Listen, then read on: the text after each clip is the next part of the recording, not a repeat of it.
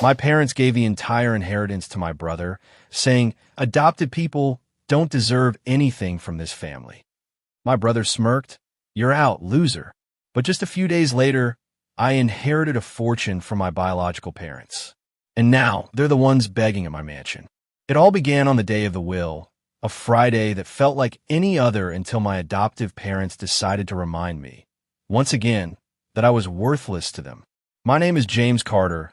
I'm 25 years old, and as far back as I can remember, I've been the adopted kid in the Carter family. My parents, Mary and Robert, took me in from an orphanage when I was a baby, but they never saw me as their real son. I was always the extra, the one there to run errands and hear their cutting remarks. Adopted kids aren't real family, they'd say whenever they got the chance. And then there was Thomas, my older brother, their biological son, the pride of the house. Blonde, blue eyes, perfect smile. At 28, he was the king, and I, with my dark hair and doesn't fit in face, was the servant. We lived in an old house in a neighborhood where everyone knew each other. The walls had damp stains, the roof leaked when it rained, and the furniture looked like it came from a dump. My parents weren't rich, not by a long shot. Robert worked at an auto parts factory, earning just enough to cover the bills, and Mary sewed clothes for the neighbors for a few extra bucks. We barely made it to the end of the month, but they acted like they owned an empire. They had an old car, a '98 Chevy that broke down every other week, and savings that, by my estimate, didn't go beyond $2,000. To me, that was nothing worth fighting over, but to them, it was a treasure they had to guard from my unworthy hands. That Friday, Mary and Robert called us to the living room. They'd been talking about the will for weeks, as if they were about to divide millions. I wasn't expecting anything, honestly. After 25 years of hearing I wasn't part of the family, what was I supposed to expect? But I went anyway, because I didn't have a choice. When I got there, they were sitting on the couch, a brown folder on the table, and that smug look they got when they knew they were about to make me feel like garbage. Thomas was next to them, arms crossed, with that cocky grin that always got under my skin. I stood by the door, because in that house, no one ever offered me a seat. "Well, it's all set," Robert said, tapping the folder with his fingers. "We want everything clear, so there's no trouble later." Mary nodded, glancing at me with that mix of contempt and pity she'd given me my whole life. "Come on, read it already," Thomas said, impatient, as if he was already picturing how he'd spend what they were giving him. Robert cleared his throat, opened the folder, and started reading aloud. "We, Robert and Mary Carter, in full possession of our faculties, choose to leave everything we have to our son Thomas Carter.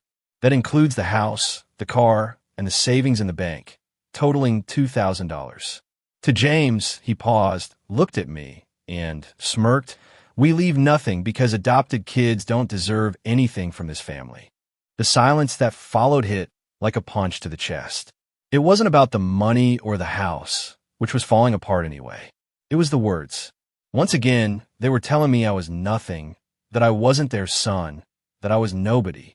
I felt my blood rushing to my head, but I didn't say a word. I looked at Mary, hoping she'd say something, laugh and call it a joke, but no. She just nodded, as if she was proud of their decision. Robert closed the folder and leaned back on the couch, satisfied. Thomas turned to me, with that smile I've hated since we were kids, and said, "You're out, loser. I always knew you didn't belong here." I wanted to reply, but my throat closed up. Mary let out a low chuckle, and Robert laughed with her, like it was some private joke. I turned around and left the house without looking back. It wasn't worth fighting over $2,000 and a pile of contempt. I walked to my rented room a few blocks away, hands in my pockets, head buzzing with noise. I thought that was it, that my life would keep going the same way. Working at the corner store for a measly wage, sleeping on a creaky bed, try not to think about the family that never wanted me. But the universe had other plans. 2 days past. It was Sunday afternoon, and I was in my room eating a stale ham sandwich I bought at the store where I worked. I didn't feel like doing anything, just lying there staring at the ceiling. Then my phone rang. It was an unknown number, and I almost didn't answer, thinking it was someone selling phone plans or one of those surveys nobody wants to take. But something told me to pick up, so I did. "Is this James Carter?" said a deep, serious voice, like someone who doesn't waste time. Yeah, that's me. I answered, still with a piece of sandwich in my mouth. My name is Richard Thompson. I'm a lawyer. I represent the Wilson family. I need you to come to my office as soon as possible. There's something important we need to discuss about an inheritance. What are you talking about? I don't know any Wilsons. You'll understand everything when you get here, Thompson replied, calm but firm. Please come tomorrow at 10 a.m. I'll send you the address by text. He hung up before I could ask more. A few seconds later, my phone buzzed with a message, an address downtown, in a fancy area full of sleek buildings I'd only ever seen from afar. I stared at the screen, the sandwich forgotten in my hand. My head started spinning. An inheritance? What in the world was going on? I didn't sleep that night. I spent hours thinking about everything Mary and Robert had told me as a kid. Nobody wanted you. That's why we took you in. You're lucky we gave you a roof. The next morning, I got up early. I put on my best shirt, a blue one that was a bit wrinkled but decent, and jeans that weren't too worn out. I took the bus downtown, a 40-minute ride that felt endless. Staring out the window, I couldn't stop wondering what was waiting for me. Was it a prank? A mistake? Or was there really something for me? Something my adoptive parents could never have imagined? When I got to the building, I was struck by how fancy it was. Dark glass, a suited receptionist who looked at me like I didn't belong, and an elevator that glided up silently. Thompson's office was on the 15th floor.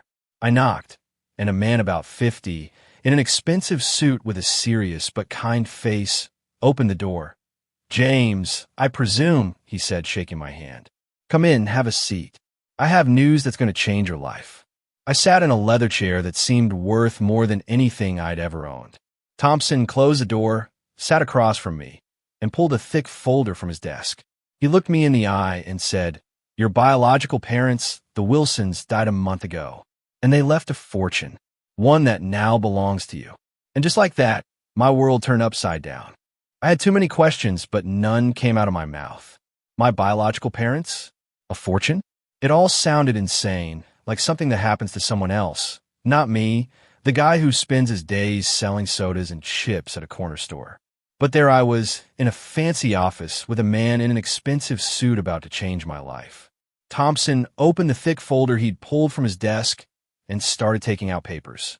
Some had official seals, others looked like handwritten letters. He looked at me over his glasses and said, Before we start, James, I want you to know that everything I'm about to tell you is verified. This isn't a joke or a mistake. Are you ready? I nodded, though I wasn't sure I was. My heart was pounding so hard I thought he could hear it from across the desk. Good, he said, adjusting his glasses. Your biological parents were David and Elizabeth Wilson. They died a month ago in a private plane crash. They own a company called Wilson Construction, one of the biggest in the country in real estate. Houses, buildings, shopping malls, they built it all. Their net worth, according to the latest estimate, is around $300 million. I went speechless. $300 million?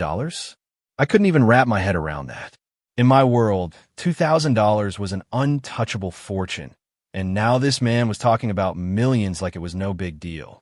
I swallowed hard and said the first thing that came to mind, Are you sure it's me? There has to be a mistake. I don't know anything about any Wilsons. Thompson smiled, but it wasn't a mocking smile like Thomas's. It was kind, like he understood my confusion. No mistake, James.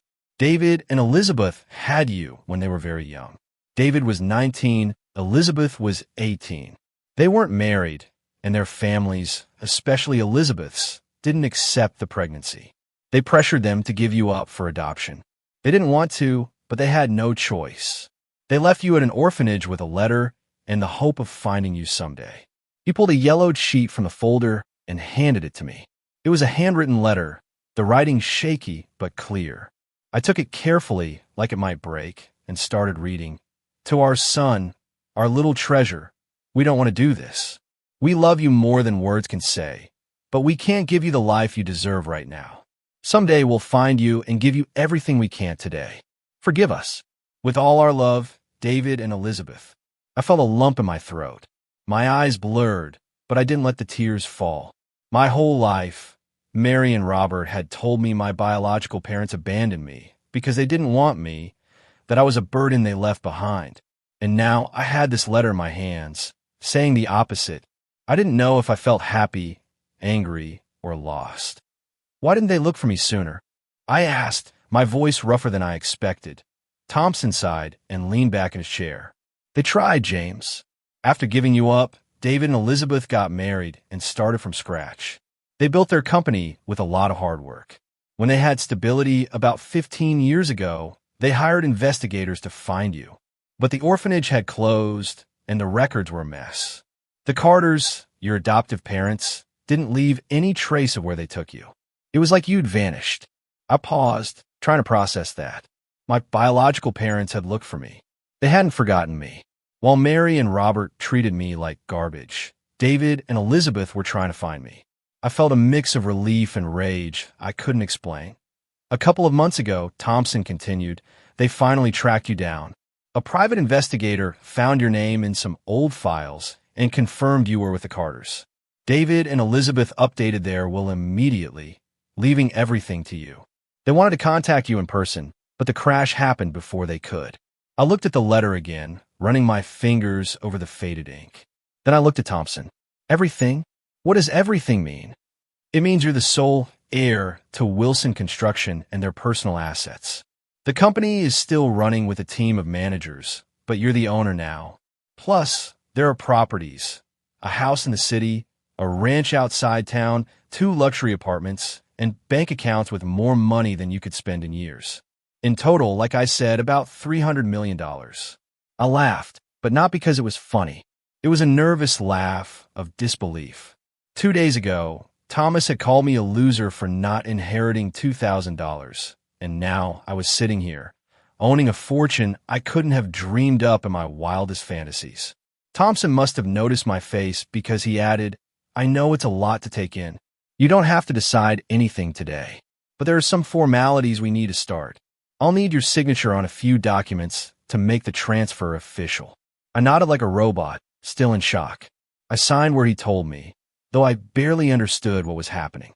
When I was done, Thompson handed me a card with his number and a folder with copies of the papers. Call me when you're ready for the next steps, he said. And James, one more thing. This is yours by right. No one can take it from you. I left the office with my head spinning. I rode the elevator down, walked through the street, and took the bus back like nothing had happened. But everything had changed. In my backpack, I carried the folder with the documents and my biological parents' letter. In my mind, I carried a bomb I didn't yet know how to handle. When I got to my rented room, I flopped onto the bed and opened the folder. There were photos of David and Elizabeth, both smiling on what looked like a beach. He had dark hair like me. She had big eyes that reminded me of mine. There was also a list of the properties. The city house had a pool and 6 bedrooms. The ranch came with horses and acres of land. The apartments were in an area where the rich walked their fancy dogs. And the bank accounts, numbers with so many zeros, they made me dizzy that I spent the rest of the day staring at those papers, reading the letter over and over. I couldn't sleep, couldn't eat. My whole life had been a lie. Mary and Robert had made me believe I was worthless, a mistake nobody wanted. And now it turned out my real parents had loved me, had looked for me, and had left me everything they had. The next day, I decided I wasn't going to stay quiet. If Thomas and the Carters thought they could walk all over me and get away with it, they were dead wrong. I didn't know how I'd do it, but I wanted them to see what they'd lost.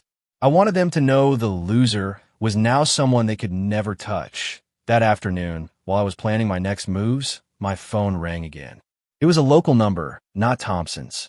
I answered, thinking it might be a customer from the store asking about something. James, said a familiar voice. It was Mary. What do you want? I replied, curt. I wasn't in the mood for her games. Where are you? We need you to come to the house. Thomas twisted his ankle and can't go shopping. You have to help us. I smiled to myself. Same old story. James, do this. James, do that. But this time was different. This time, I had something they couldn't even dream of. I'm not coming, I said, calm. Find someone else. What? Mary shrieked. Don't be ungrateful. After everything we've done for you, you haven't done anything for me. I cut her off. And soon you'll see what you missed out on. Goodbye. I hung up before she could reply. My heart was racing, but not from fear. It was excitement. For the first time in my life, I was in control. And this was just the beginning. Hanging up on Mary felt like shedding a weight I'd carry my whole life. For the first time, I didn't feel that guilt that always crushed me when I tried to say no. I'd always been the yes, sure, the one who ran to help even when they stepped on me. But now, with the Wilson's folder in my backpack and the truth about my past in my head, something inside me had shifted. I wasn't going to be their errand boy ever again. That I spent the rest of that day going through the papers Thompson had given me. I still couldn't believe all of it was mine. A multi-million-dollar company, houses, apartments, money in the bank. But I also knew I couldn't just sit there dreaming. If I wanted this to be real, I had to act. So the next day, Tuesday morning, I called Thompson. "Hi, it's James," I said when he picked up. "I want to start with whatever comes next. What do I have to do?" "Glad you called," he replied, with that professional but warm tone. "We can get going today. I need you to come to the office to sign more documents, and I'll introduce you to some people who run the company. We can also arrange a visit to the properties if you want to see them." "Yeah, I want to," I said without hesitation. "What time?" "How about 11? Bring an ID, please." I hung up and checked my watch. It was 9:30. I had time to shower, put on the same wrinkled blue shirt from the day before. It was the best I had, and catch the bus downtown again. On the way, looking out the window at people rushing to their jobs, I realized my life wasn't like theirs anymore. Or at least, it didn't have to be. I still didn't know how to handle all this, but for the first time, I felt like I had options that I got to Thompson's office at 10:50. The receptionist gave me the same, "You don't belong here," look as last time, but this time I didn't care. I went up to the 15th floor, and Thompson greeted me with a smile. "Punctual," he said, pointing to the leather chair. "We're moving fast today." We spent the next hour signing papers. Some were to officially accept the inheritance, others to transfer the bank accounts to my name, and more that I didn't fully understand, but Thompson explained patiently. Then he handed me a black debit card, shiny, with my name embossed in gold letters. "This is linked to one of the main accounts," he said. "There's $5 million available right now. The rest is in investments and properties, but this is for you to start using. Spend wisely, but don't be afraid to enjoy it. It's yours." I held the card like it was made of glass. $5 million. I could buy Mary and Robert's house 1,000 times over and still have plenty left. I didn't know where to begin, but an idea popped into my head. "Can I withdraw cash with this?" I asked, of course. "There's an ATM in the bank downstairs." "How much do you want?" "I don't know, $5,000? I said, almost like a question. I felt silly asking, but Thompson didn't blink. "Sounds good. Let's go." We went to the bank on the ground floor of the building. Thompson showed me how to use the card at the ATM, and in less than a minute, I had a stack of $100 bills in my hands. I never seen so much money together. I tucked it into my backpack, along with the folder, and it felt heavier than ever. After that, Thompson took me to meet the managers of Wilson Construction. We took his car, a black BMW that smelled brand new, and drove to a modern building a few blocks away. On the way, he explained that the company had projects all over the country, office towers, subdivisions, even a mall they were finishing on the coast. The managers, 3 men and a woman, all in expensive suits, greeted me like I was someone important. They explained how everything worked, but honestly, I only caught half of it. I just nodded and tried not to look as lost as I felt. "Don't worry," said the manager, a woman named Susan, at the end of the meeting. "We handle the day-to-day. You just decide how involved you want to be." "Thanks," I said, relieved. "I'm still processing all this." When I left, it was 2 p.m. Thompson suggested I rest a bit and call him when I was ready to see the properties. I took the bus back to my neighborhood, backpack full of cash and head full of plans. But before heading to my room, I decided to swing by Mary and Robert's house. I don't know why. Maybe I wanted to see their faces. Maybe I wanted to prove to myself they had no power over me anymore. When I got there, the door was open like always. I walked in without knocking and found them in the living room. Mary was sewing a shirt, Robert watching TV, and Thomas sprawled on the couch with his foot wrapped in a bandage, whining like he'd broken his leg instead of just twisting his ankle. "Look who showed up," Thomas said, with that dumb grin. "What? You bored of doing nothing?" "Came to see how you're doing," I said, calm, though inside I wanted to yell everything. "Well, bad. Thanks to you." Mary snapped, not looking up from her sewing. You didn't go shopping yesterday. We had to ask the neighbor to go. You're ungrateful. Yeah, what's wrong with you, James? Robert added, turning off the TV. After everything we've done for you, you ditch us? I stayed quiet for a second, looking at them. Same old them, bitter, petty, ready to blame me for everything. But this time I wasn't going to bow my head. I didn't come to argue, I said, opening my backpack. Just came to give you something. I pulled out a stack of $1,000 and set it on the table in front of them. All three went silent. Mary dropped her needle, Robert's eyes went wide, and Thomas sat up so fast he almost fell off the couch. What's this? Mary stammered, staring at the bills like they were fake. Money, I said, shrugging. Thought you could use it. For shopping, for Thomas's ankle, whatever you want. Where'd you get this? Robert asked, suspicious. You steal something? Didn't steal anything, I replied, looking him in the eye. It's mine, earned honestly. Thomas laughed, but it sounded nervous. You? With $1,000? Yeah, right. Who'd you sell your soul to, loser? I didn't answer. I just smiled, turned around, and walked out. I heard Mary yell something, but I didn't stop. I knew that money would drive them crazy with curiosity, and that's exactly what I wanted. Let them wonder. Let them rack their brains, try to figure out what was going on. Because soon, very soon, they'd know the truth. That night in my room, I took out the black card and stared at it for a while. Then I looked up online how to buy stuff with it. I ended up ordering a new phone, an iPhone 15 Pro Max, and some decent clothes without holes. I paid with the card, and it was so easy it made me laugh. The next day, I decided it was time to see one of the properties. I called Thompson, and we agreed to meet at 10 a.m. at the city house. When I got there, I wasn't prepared for what I saw. It was a mansion, 3 stories, a garden with fountains, a pool in the back, and a garage with 2 cars that looked straight out of a magazine. Thompson gave me a tour, and every room was more incredible than the last. A kitchen with gleaming appliances, living rooms with designer furniture, bedrooms with massive beds. On one wall were photos of David and Elizabeth, smiling like in the ones I'd seen in the folder. This was their main house, Thompson said. Now it's yours. You can move in whenever you want. I stood on the balcony, looking out at the city from up there. I thought about Mary, Robert, and Thomas, their crumbling house, their miserable lives. I thought about how they'd treated me my whole life. And then I thought about my real parents' letter, how they'd loved me even though I never met them. I'm moving in tomorrow, I said. No hesitation. Thompson smiled. Perfect. I'll help with the arrangements. That night, as I packed my few things in my room, I knew this was just the beginning. My adoptive family had no idea what was coming, and I was ready to make them see who the real loser was now. Moving into the mansion was like stepping into another world.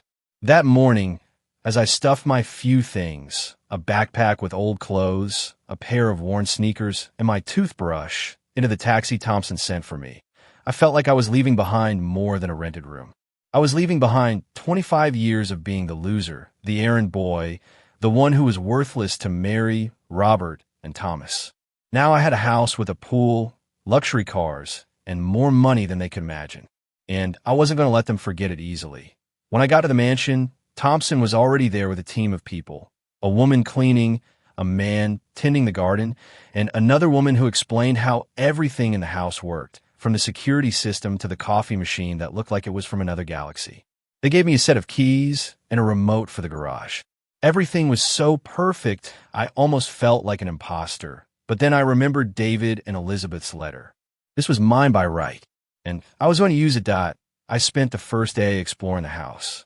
Every room was a reminder of what my biological parents had built and what Mary and Robert could never touch.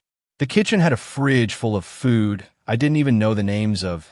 The garage held a Mercedes and a Jeep that gleamed under the lights. And from the 3rd floor balcony, I could see the city like it was mine. But as I looked at it all, an idea started growing in my head. Having it wasn't enough. I wanted them to see it. I wanted Mary, Robert, and Thomas to know exactly what they'd lost by treating me like garbage. That night, as I ate a pizza, I ordered with my black card because I still didn't know how to cook in that fancy kitchen. I made a plan. It wasn't going to be subtle. They'd humiliated me my whole life, and now it was their turn to taste their own medicine. I wanted them to feel what it was like to be the losers for once. The next day, I started putting things in motion. First, I went to the bank with Thompson to withdraw more cash and get a better handle on my accounts.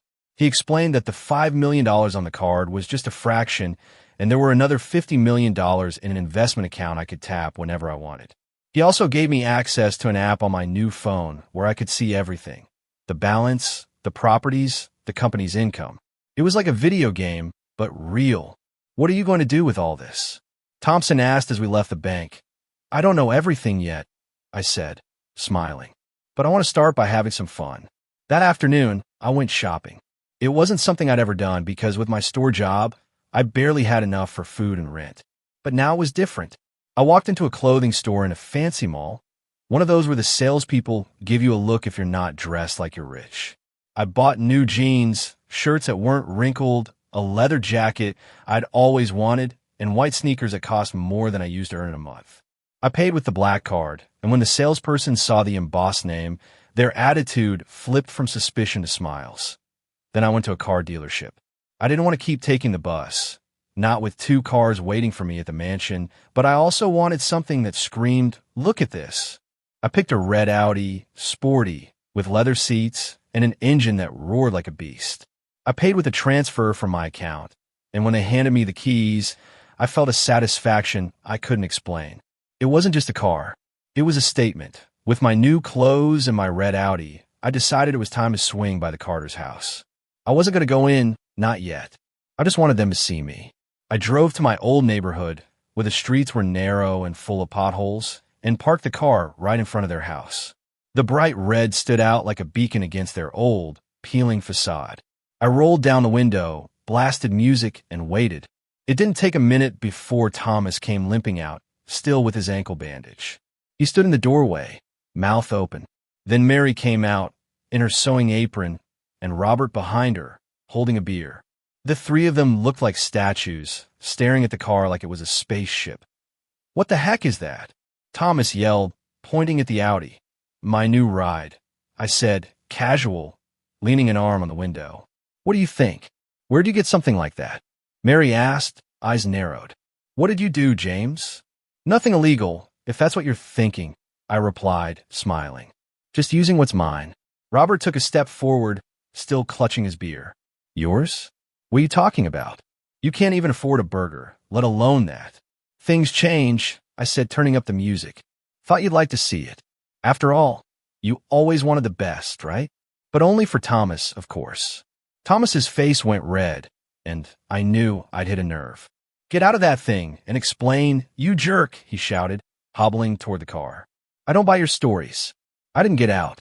I just looked at him calm and said, "I don't have to explain anything to you, Thomas. Enjoy your $2,000 and your falling apart house. I'm done with that." I started the engine, and the Audi's roar shook the house's windows. I drove off without looking back, but in the rearview mirror, I saw their faces: anger, confusion, envy. It was exactly what I wanted. That night in the mansion, I thought about the next step. Showing them the car was fun, but it wasn't enough. They made me feel like nothing my whole life, and now I wanted them to feel the same. So I planned a party. I hired an event company with my black card. Gourmet food, waiters, live music, everything that could impress. I sent invitations to Mary, Robert, and Thomas with a note that read, "Come to my new house. I want to share something with you." I knew their curiosity would bring them, even if they hated me. The day of the party came a week later. The mansion was lit up, tables loaded with amazing-smelling food, and a band playing in the garden. Neighbors from the rich area where the house was showed up, some Wilson Construction employees, and a friend with some buddies. Then, at 8 sharp, I saw Robert's old Chevy pull up outside. The 3 of them got out, dressed in the best they had, which still looked like thrift store clothes next to the other guests. Mary wore a tight floral dress, Robert a faded shirt with sweat stains, and Thomas ripped jeans he tried to pass off as stylish. I greeted them at the entrance, in my new leather jacket and a smile they couldn't read. "Welcome," I said, opening my arms. "Come in, this is my house." "Your house," Mary said, eyes wide, looking around. "What's going on here, James?" "Yeah, explain already." Thomas growled, crossing his arms. Where'd you get all this? From my parents, I said, calm. My real parents. The Wilsons. They left me everything when they died. This house, the company, the money. More than you could ever dream of. Robert choked on the air. Mary went pale. Thomas opened his mouth, but nothing came out. The Wilsons. Mary stammered. What Wilsons? You don't have rich parents. I do, I said, walking inside. Come on, I'll show you. I took them to the garden, where the party was in full swing. The pool glowed with lights, waiters served champagne flutes, and the band played a lively tune. The Carters stood there, staring like they were on another planet. Then I led them to the living room, where David and Elizabeth's photos hung on the wall. These are my parents, I said, pointing. They looked for me their whole lives. They left me this because they loved me. Not like you, who treated me like garbage. This can't be real, Robert said, shaking. Ow! Why didn't you tell us? Why would I? I replied. You already decided I was worthless. That adopted kids don't deserve anything from your family, remember? Well, now see what an adopted kid can have. Thomas stepped toward me, furious. This is a lie. You can't have more than me. Really? I said, laughing. You've got a crumbling house and $2,000. I've got this. Who's the loser now, Thomas? He went silent, red with rage. Then, suddenly, Mary changed her tune. She put on a fake smile, the kind she used when she wanted something from a neighbor, and came toward me with open arms. Sweetie, she said, her voice syrupy and chilling. I always knew you'd make it big. You're our pride, right, Robert? Robert nodded fast, like he just caught on to the game. Of course, son, he said, clapping awkwardly. This is amazing. So this is our new house. What a joy. We're moving in with you tomorrow, son. Thomas didn't say anything, but his eyes gleamed with that mix of envy and greed I knew so well. The three of them looked at me like I was suddenly their savior, like the years of insults and contempt had never happened. And then I couldn't help it. I laughed, loud, hard, until my stomach hurt. They froze, not getting it. Move in with me? I said, still laughing. Seriously? After treating me like garbage my whole life? After saying I didn't deserve anything because I was adopted? Never. I stepped toward them, and my laughter turned into a cold stare. You made me feel like nothing for years. You sent me to sleep in the yard when it rained because Thomas wanted my room. You left me hungry so he could have more. You yelled that I wasn't your family, and now you want to be part of this. I gestured to the house, the pool, everything. No, this is mine, and you don't get a dime. Mary went pale, and Robert started stammering.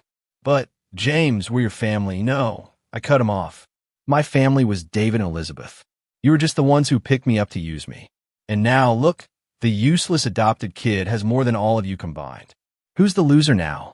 Thomas clenched his fists, but he didn't say anything.